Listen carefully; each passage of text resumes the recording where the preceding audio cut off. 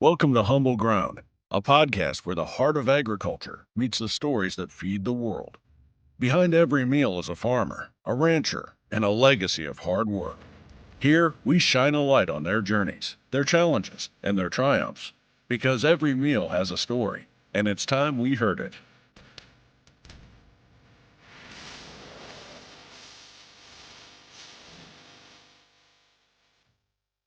Hey everybody, welcome to the next episode of Humble Ground. Today we're right outside of Paxico, Kansas, NextGen, and we're going to talk about what they've built in a pretty relatively short amount of time, family operation, and what the future looks like.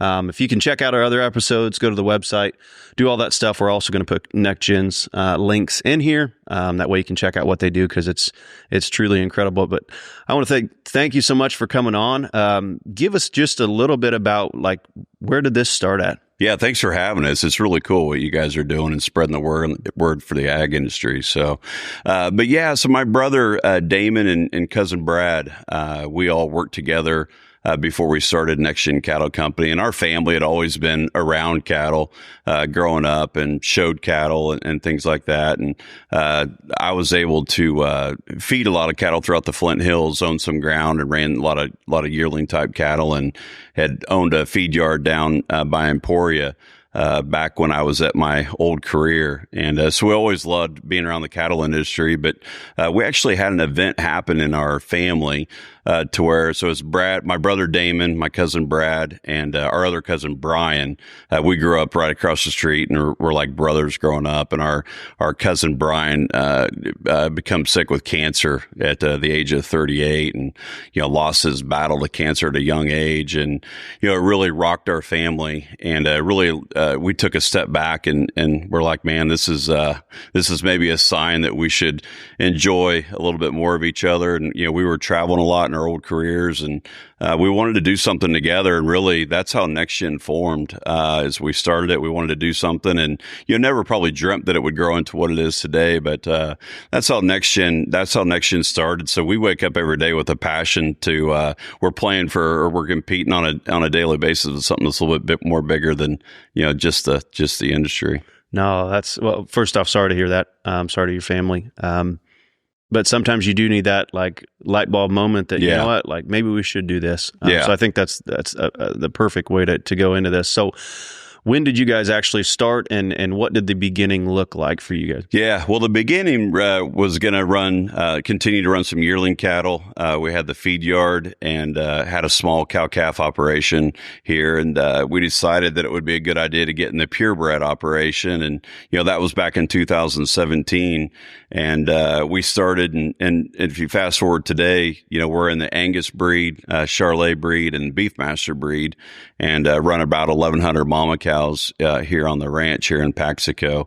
But yeah, we were going to start out and run some commercial cows, and how that goes. We don't like to sit still. I get it. My wife tells me that all the time. But I think it's good. Yeah. So I'm always going to be on your side about that one. Why the three different breeds? Where'd that come from? Good question. I think it really, to kind of take a step back, our purebred operation is really a feeder for our big business, which is our feed yard in Southwest Kansas. We have a buyback program. So we're big on kind of our philosophy is to go out and build the best mama cow you can, and then bring a terminal cross, really good terminal cross over the top of them, and build a feeder calf that the industry and the feed yard wants. So we get asked all the time, why Beefmaster? Well, we do a lot of business in the Southeast and really in the Gulf Coast region. And we're big believers. We're kind of biased. We think Beefmaster is one of the best maternal breeds in the industry. So we're big on going out and utilizing the heterosis that the Brahman influenced animal can give you. And that's why the Beefmaster. Most of our bulls sell south of here. And then Charolais, obviously, for the terminal values of the Charolais. And then Angus, we use them for folks in the north that really can't handle eared cattle. And those are our three main crosses. But our big goal is to build the best feeder calf that can go into the system and perform on the rail. Every area of the United States or anywhere has different needs and wants and what that looks like. So if you're able to hit different markets, obviously that is great for you. Absolutely. All. So are all of your mamas here, or do you have mamas somewhere else in the country as well? Yeah, so all of the NextGen Purebred operation is here on the ranch. Like I said, roughly 1,100 mama cows. We also have a lot of tremendous consigners that we work with, really all throughout the country, multiple states that send us those cattle that end up qualifying for our sale post weaning. But all the bulls that go through our bull program are all handled here at the ranch from really 60 days post weaning all the way up to sale. You talked about a feedlot earlier. Is that something that you had those existing connections? When we were kind of talking offline, you had purchased a feedlot. How did that come about, and where did that start at, and what's it look like today? Yeah, we've always been passionate about feeding cattle, and really even back when we were at our old career, we fed a lot of cattle. And we were able to become owners, or I was able to become an owner of a yard down by Emporia 9-10 years ago. And like I said, I've always just enjoyed running yearlings on the Flint Hill, beautiful Flint Hills grass, and finish them out. So we wanted to get, there's challenges to owning a feed yard in this part of the country. But so we really wanted to get out in Southwest Kansas and own a yard. We were able to find what we thought was just a tremendous yard that just needed some updating, and it was a 15,000 head yard when we bought it back in 2017. Since then, we've done a lot of expansion, and now it's a 50,000 head, finishing feed yard. It's in a great location. But yeah, that's a big core business of ours, and we have roughly 40 employees out there that run that operation on a daily basis. It's so fun. We've been on a tear, I feel like, of seeing different feedlots around the country. And I think people don't understand how much work that actually takes to keep that moving on a daily basis. Yeah. And so, 50,000 heads, nothing to discount, man. That's incredible. Is that something that you foresee that growing, or are you pretty happy at 50?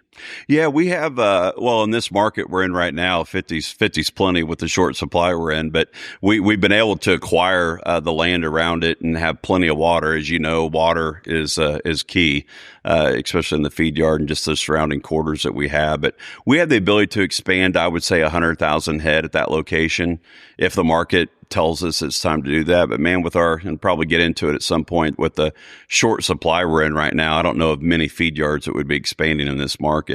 But yeah, we do have the chance to grow that yard out there. Just seeing what you've done in a relatively short amount of time, in my opinion, is incredible. Are you really happy with where you're at on the mamas side? Is that something that, we want to get to 2,000 mamas, or are you pretty happy with that spot that you're in now? Yeah, we're pretty well tapped out on the ranch here. It's going to be hard to add more numbers, but always investing in genetics. Our embryo program is a very big piece of our business here. We're constantly investing a lot of capital into our genetics. So as far as just improving on those 1,100 mama cows would be more of the initiative here, and then growing through strategic partners that can help us grow our market share, because the demand for the bulls in our buyback program is greater than what we can raise here at the ranch. So we're always looking to add, quality consigners that believe in the same genetic concepts that we do, and just believe in the program. So that's definitely an area that we see our growth is more through strategic partners and consigners. Yeah, let's talk bulls a little bit. We're inside your facility here, which is beautiful. You have a sale, I think, here in about a week. What's that look like on the bull side? How many you're selling? I think you had said you had a spring and a fall sale. Tell us a little bit about the bull side and what that looks like today. Yeah, so in next week from this Thursday, so the April 17th, this barn will come alive. We'll have several hundred people here having a good time, but we're going to sell around 250 bulls this spring. We'll sell Angus, Charolais, and Beefmaster. We'll knock them out. We got, in my opinion, one of the best auctioneers in the business with Doak Lambert, and we fly through that bull sale. And so yeah, we like to have a good time. On Thursday night, we'll sell some purebred Beefmaster females. We do a nice industry update with tremendous speakers, and have a lot of value there as well. And then we'll roll into, we like to have a good time. This business is way too hard not to have some good time as well. So we'll have food trucks. It's kind of like a carnival type atmosphere, live band, cigar roller, open bar. So we like to, one, it allows us to give back and have a good time with our customers, and more importantly, just roll up our sleeves and have a good time. I think, on a couple of these episodes, we've talked about how stressful the ag industry is. And especially now with prices are super high, probably record high, I would assume, in cattle. How important is it to step away sometimes and then just enjoy, what you have, whether that be with industry partners, customers, all that kind of stuff? Like, how important is that to you? It's important. I mean, at the end of the day, it doesn't matter what industry you're in. It's all about relationships and friendships. And, we're blessed to have some amazing neighbors. Our crew here at the ranch just come through a pretty rough calving season. We like to allow them to have a decent time and breathe for a little bit. And I know they'll be excited for next week to get here because they've been working their tails off 24/7 for the last several months. So it's important. I mean, we try like hell to give our people a break, but if you can't add some fun to it, then it isn't worth it. No, and it's really neat. Like I said, we've went on a lot of things, and Keith from Will Roads made a really good comment, and I think it applies to here. Is you always have to be investing in the people. You always have to be investing in the facilities, and your facilities are first class. This is truly incredible. I'm hoping I can make it back down next week. We'll see what travel allows, but like, how important is it for you all to, like, your brand is so good, your website's so good, your marketing's incredible. You've built this business that now, like, in such a short time is hands down one of the best that I've seen from a marketing perspective. Why do you think that's important moving forward? Well, I think it's important for any ranch. There's a lot of incredible operations out there to share your story is what is your why. And I shared a little bit about this tragic event that happened in our family, but that's one of our whys as to what gets us up every day. But it's like any successful business. It's all about your people.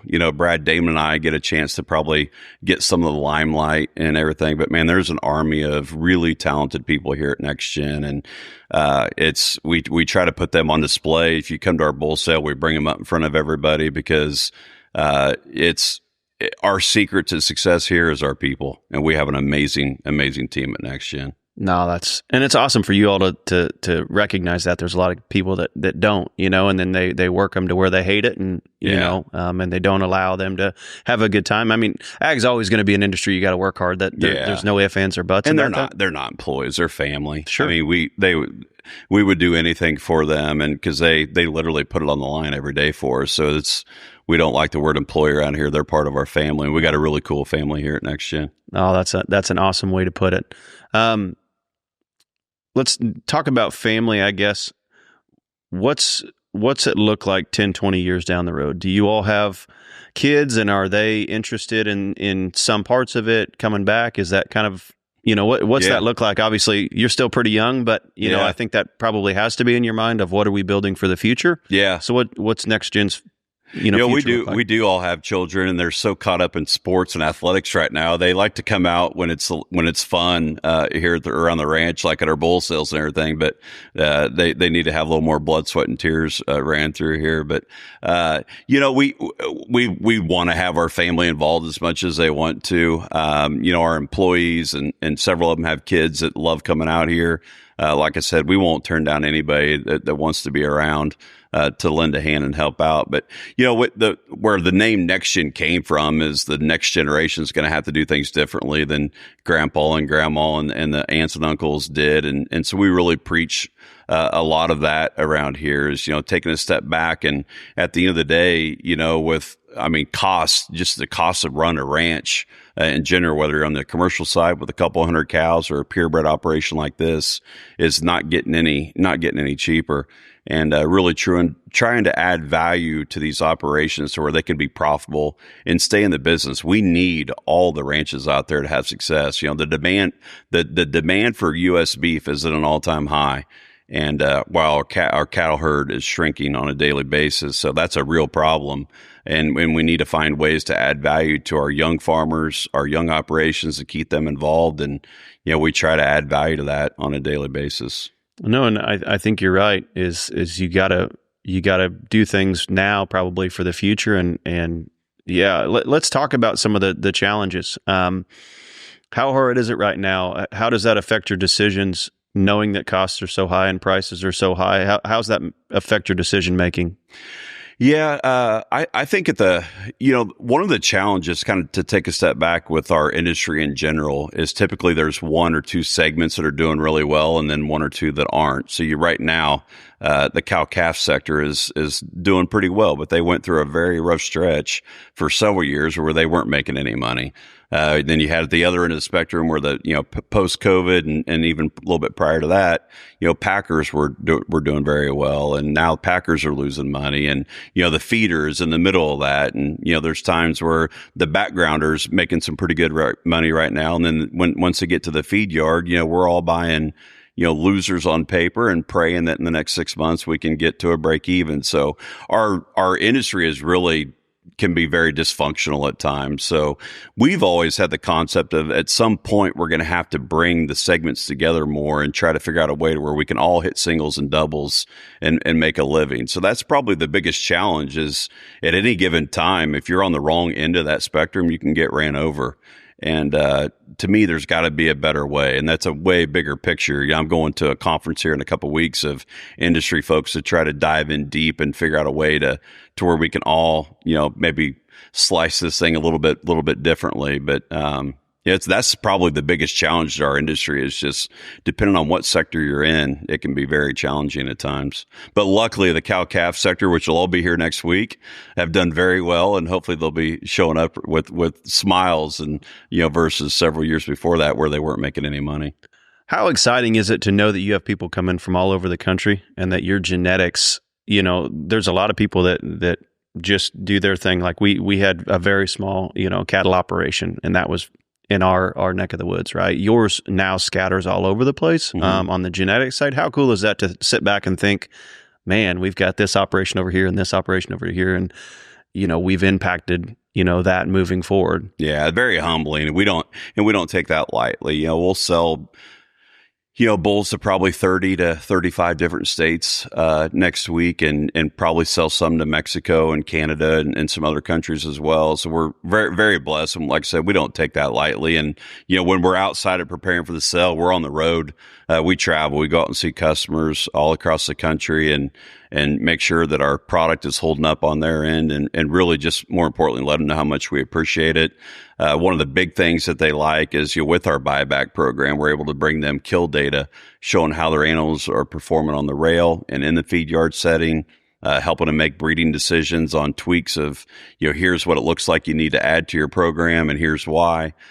Because without that scorecard, the majority of all the people in the commercial cow-calf sector sell their calves and don't ever really know how they perform at the end of the day. If the same guy comes back every year and buys them, they're probably doing pretty well. But how can we add value to allow them to raise a better quality animal to ultimately get paid more?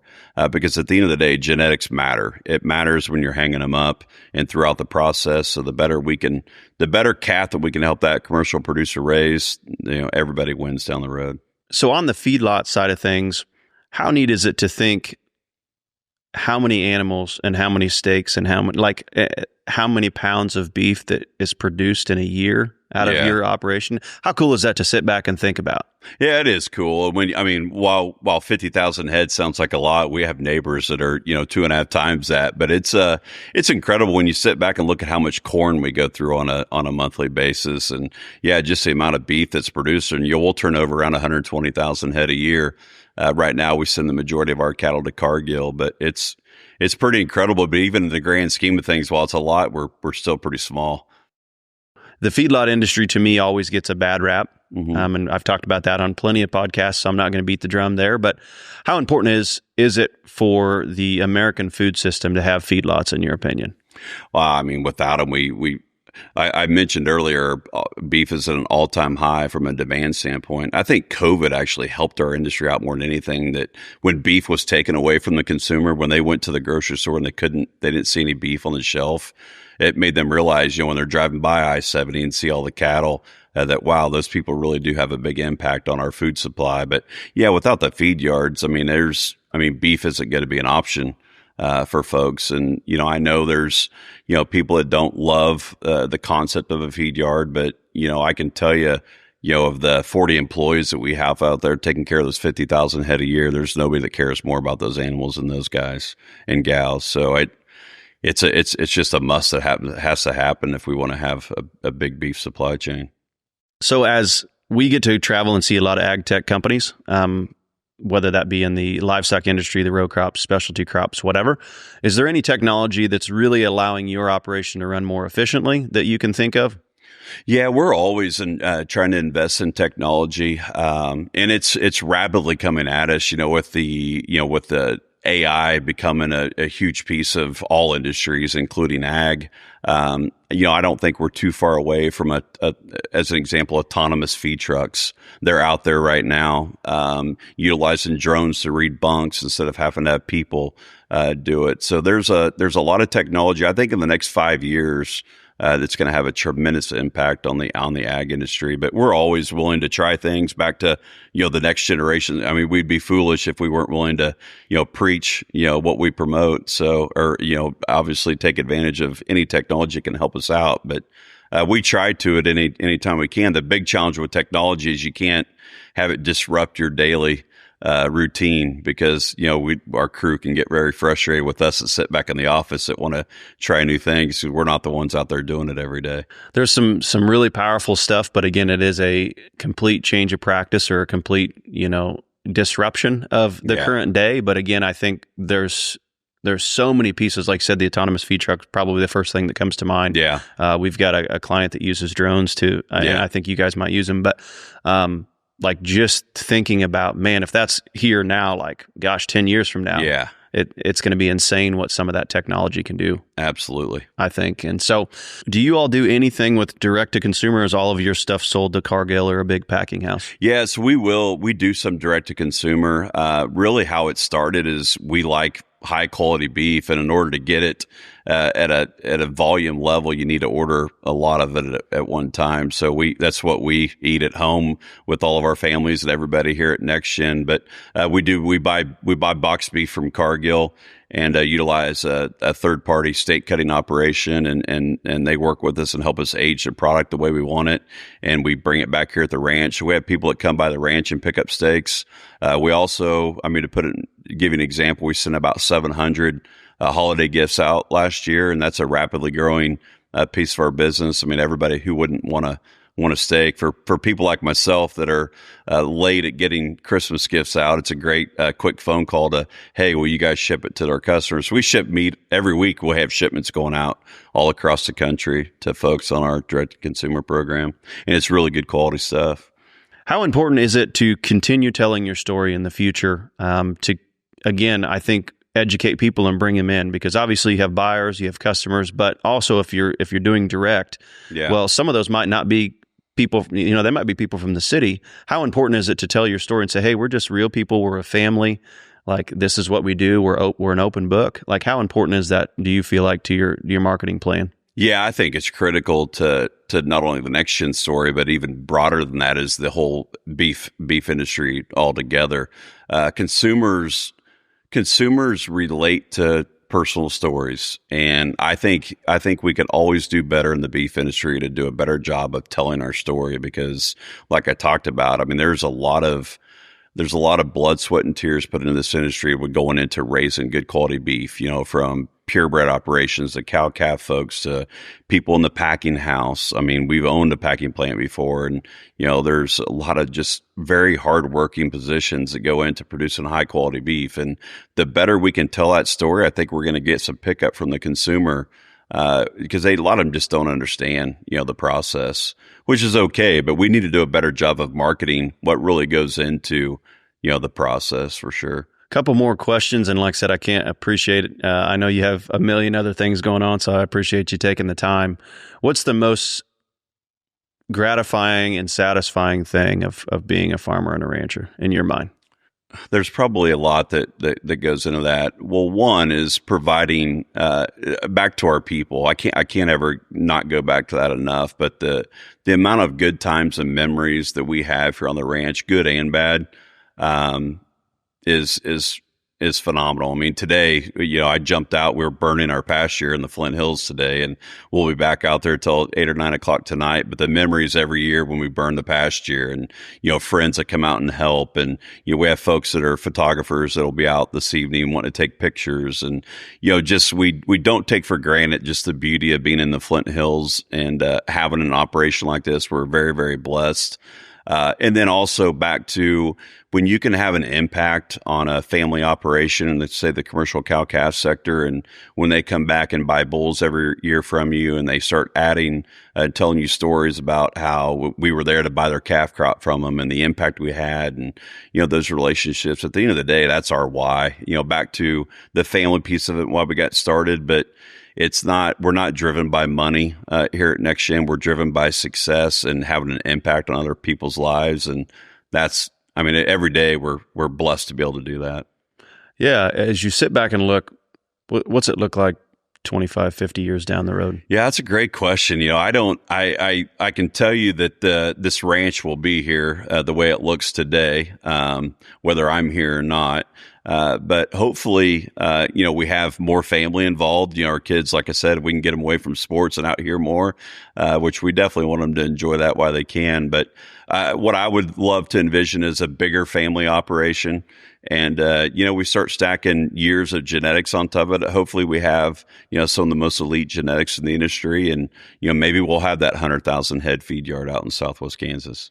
Perfect. Was there anything else you want to talk about? No, like I said, I appreciate what you guys are doing with your podcast and spreading the word of the ag industry. And like I said, there's a lot of tremendous operations out there. So keep getting out there and telling the stories. No, thank you so much for your time. And thank you everybody for watching. I know that I say that all the time, but we really appreciate it. We're just out here having fun, trying to tell stories and bring light to the ag industry, because we wouldn't eat without the folks that do this. So the biggest thing you can do for us is like, subscribe, share, all of that fun stuff. And we'll see you all down the road.